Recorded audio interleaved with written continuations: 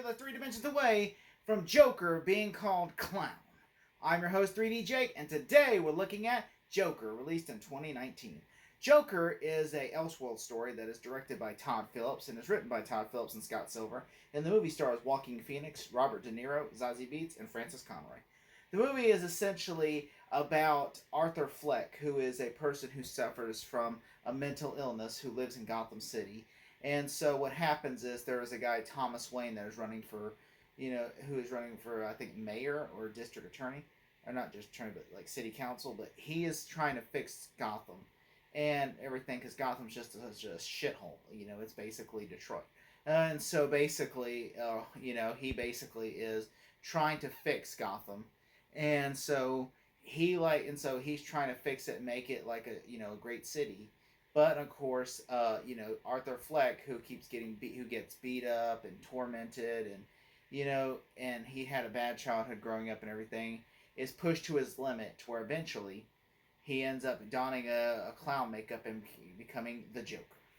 The movie, came out in 2019. I love this movie. When I first heard they were going to make a Joker film, I was against it because I'm like, without Batman, that's dumb. And also, I was enjoying Gotham at the time because they had Cameron Monaghan playing this character, and he was doing such a good job. And he always said like, "Oh, they won't let me call myself the Joker on the show because they're making that Joaquin Phoenix movie, so I can't." And so I was like, "Man, it really sucks." And nobody even wants this movie. Nobody's asking for this movie.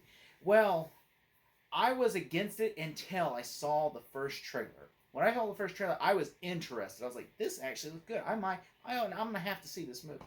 And so when I watched it, I saw the trailers and everything, and everybody's keep talking. Then word of mouth got out when it started coming out. Like, oh my god, this is really good.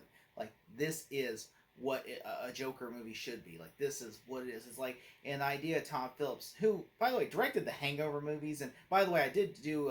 We've been doing like this. I did do a separate video reviews with called the Phillips Project on Ryan Cam's channel, and so like that's what we've been doing that. So check out his channel, my Small Talk co-host. We do that. So we did all the Todd Phillips movie, including Joker and Joker for the Ado. So I'm just saying, but we were talking like, this is the guy who made The Hangover. This is The Hangover, a movie that's literally about the hangover. You're getting hungover, okay? So I'm like, that kind of is stupid that, like, oh, this is going to do Joker gonna hungover and Batman's going to show up. I was thinking it was going to be what the Harley Quinn show was. It's like, oh, it's going to parody Joker. But it's because, and then when the Joaquin Phoenix signed on, I'm like, well, Joaquin Phoenix doesn't really do parodies. So I'm like, maybe there's something here. But then when I saw the first trailer, I was like, oh, this is dark. This is not. And which at the time, I had not seen War Dogs at the time, so I was like, I didn't know if this was going to be good or not. But when I saw War Dogs, I'm like, I had full faith that Todd Phillips was going to deliver a fantastic Joker film. And then, of course, when the word of mouth came out, the first reviews that, oh, this movie is so good, so good, I was like intrigued then. Then, of course, there came out some controversy around this movie because they're afraid because society shits on Arthur Fleck so much to where like they're afraid that, oh, people will see this movie and sympathize with Arthur Fleck, that they're going to become like Arthur Fleck and start, trying to seek revenge against their tormentors. And I was thinking, I don't think that's going to happen. And then, like, there are people, they even have police there, like, at the theaters and stuff, because they're afraid it might start mass shootings and people might rise up and start attacking people and shit. And, I'm like, I honestly, when I went there, the only thing I was worried about was if I was going to get a good seat or not. And that's what I was worried about, because I'm like, I doubt that very seriously. And people were even, critics were even saying, oh, this movie is really bad because this movie sparks like controversy, that this movie is leaning towards a certain group of people that they feel disenfranchised, and so they're going to rise up and start attacking. And I was like thinking, I don't think so. I mean, and they're like, oh, it's basically pro mental health, saying if you're crazy, just attack your tormentor. Like, I don't think that. I honestly, it's a fictional movie in a fictional city. Gotham City does not exist. I mean, you could change a few things and just call it Clown and set it in New York City. I mean, but I think, honestly, because Todd Phillips has said, oh, I think the movie's going to make $1 billion regardless of whether it was called Joker or not. And I'm like, no, the DC brand is how you get it. I mean, if you make a movie about the Joker and call it Joker, people want to see the Joker. And so I think that's really what it was about. And the fact is that it was getting so much controversy. And controversy is always something that gets people talking. Controversy. If a movie is controversial, people will watch it. If it doesn't, if it's like there's no controversy around it, then guess what? It's mostly die off. In fact, that's how The Exorcist became so popular, was because there was controversy around the movie. And I think if there's controversy around the movie, that's just good publicity for the movie. You know, I mean, that's just about any way it is. I did really enjoy this movie story about how like it starts out. You know, this guy who's just down on his luck, and you know he even gets assaulted, and his boss treats him like shit. And then he finds like love, you know, because he wants to be a stand-up comedian so bad, which is kind of inspired by the Joker, the Killing Joke, where he wants to be a stand-up comedian and everything. And then of course, you know, life turns a certain way, and he falls into that vat of chemicals and everything, and becomes Joker. I like the idea that the Todd Phillips sprinkled elements of the Joker's lore in there, like, and you also introduced Thomas Wayne and Bruce Wayne and everything, and Bruce Wayne is a kid, obviously, and there are some great things I do like about it, where it's like, you know, he's getting shit on so much to where you can understand, you could sympathize. The idea is, if he's the protagonist, you should sympathize with him, what he's doing. You know, you shouldn't automatically think everything he's doing is wrong. You should automatically assume, if this is the villain, why is he the villain? Why is he doing this? Can you sympathize? I mean, there's people who could sympathize with General Zod in Man of Steel, why he does what he does. There's people that sympathize with Killmonger in Black Panther, why he does what he does.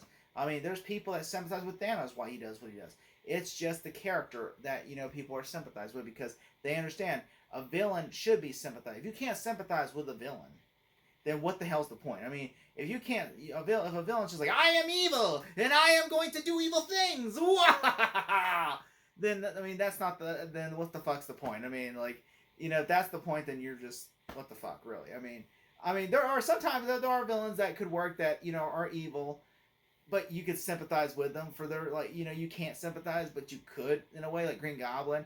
Even though, like, most people wouldn't sympathize with the Green Goblin, but I mean, you could make an argument. Well, it's because he tried to save his company to better his family. You know, I mean, to protect his legacy. I mean, you can make that argument. You know, but at the same time, I truly do think that this movie, especially how I like how it portrays it so serious to where it's like you almost believe a Batman could not exist in this world, and I like that because it doesn't try to make it too comic booky, but also tries to take itself very seriously, and I like that.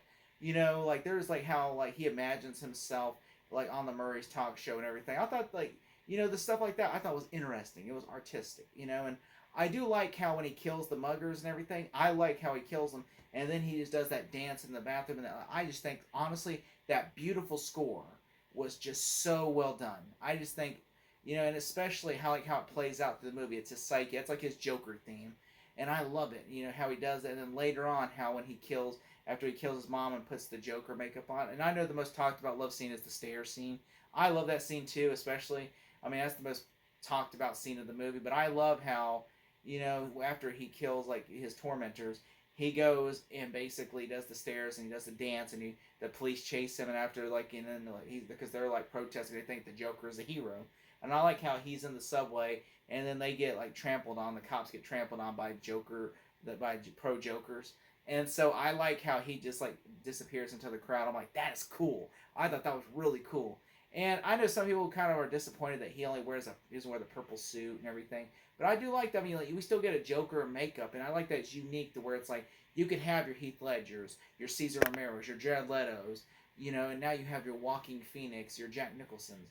You have your Walking Phoenix Joker to complete where it's different. Each Joker stands out uniquely on their own. Even if you don't like them, you have a unique set of looks of Joker. And I like that how, like, you know, like, because the idea of the movie is, I mean, it's got a messed up plot where he basically imagines there's a girl, and I don't like the fact that it's like all, I like the twist that it's all in his head, but there are some things that I don't like where it's like, I don't like the idea that it kind of makes it where it's like you don't know if this is all in his head or not. I kind of wish they would make it more vague that it isn't. He did all this stuff because I hope to God, like, that'd be stupid if he just thought of this all, like, oh, this all happened, which I know some people will say, oh, well, why would the talk show just call him up saying, oh, well, we got so much feedback, so we want to come and you on the show? And I'm like, you know, I do, and also I think the whole Thomas Wayne and him, Bruce Wayne being brothers, I thought that was dumb. Like, I'm like, I wish, to me, I just thought, like, I didn't care about that. I'm like, I do like that they introduced a Bruce Wayne and Alfred and everything, and, you know, and I do like that, you know, how they have, like, when Thomas Wayne, he confronts him, and Thomas Wayne basically punches him, doesn't, stay with my kid, I'll fucking kill you, you know, I thought that was great. And I do like how they show the Wayne murders and everything. I thought that was really cool, and how at the end, when I love the third act, whenever like after he does the dance and everything, and I like how he kills the tormentor, the guy who sold him the gun. Then he drops the gun and everything, and I like how when he gets fired, the guy's like trying to hey, well, I need the gun and everything, and then he kills the tormentor, and then the little guy lets him go, and I thought that was so great and everything. And then of course, I like how at the talk show, like he's like because he's planning on killing himself. Like he killed his family, he killed his mother. He was just living out. He was like, this is my last day on earth. I'm gonna do whatever I want. But instead, he just and then he just changed his mind after Robert De Niro insults him. And then he basically just tells him a joke, which there were some moments that I kind of laughed at when it's like, 911 is the police. Your son's been hit by a drunk driver, now he's dead. And I'm like, that's so dumb. I started laughing. I'm like, that's so dumb. And then, of course, he's like, and then he's like, what do you get when you have someone that's insane? You get what you fucking deserve. And he shoots him in the head. I'm like, oh, damn. And he shoots him again just for the hell of it. And so everyone says, that's life, and I thought that was great. And how at the end, everybody just embraces him as the Joker. And he puts that smile, which I'm like, shouldn't he escape? Like, why the hell would you stay there? I was thinking, why would you stay there? That is so dumb. And then you see him in prison at the end, which I do like that it's such a Joker thing where he kills the guard and then he kills the therapist and then he just runs away with the police chasing him. Where he's like walking, making blood prints, and then the orderly chase after him like a cartoon. I thought that was great. I thought that was fantastic. The movie does have. I know some people that say like it treats mental health like people that have mental health are the problem. When I don't really say it, I think it's more of like society made him as the Joker, not that mental health. And but I do like that it does deal with these deep thoughts. But at the same time, this is a comic book character that's not real. He doesn't exist. The Joker, Arthur Fleck, does not exist. I do hope in the sequel that they actually they address like society more of like the repercussions of like, hey, did he inspire Jokers? I mean, that would be really cool. I would like to see that idea in the sequel. I hope that you like that this movie. I hope this movie because even if you don't like the second one or if this movie would have come out and flop, I think it would still be a good character study piece, and it feels like a Scorsese movie. It was really mostly inspired by Taxi Driver, but you can also see it inspired by Kings of Comedy. And so I really think this is a great film to watch, and if you ever doing film school, I'd recommend you highly do this movie. If I had to give this movie a grade, I would give it a solid A+. Thank you so much. If you just smile.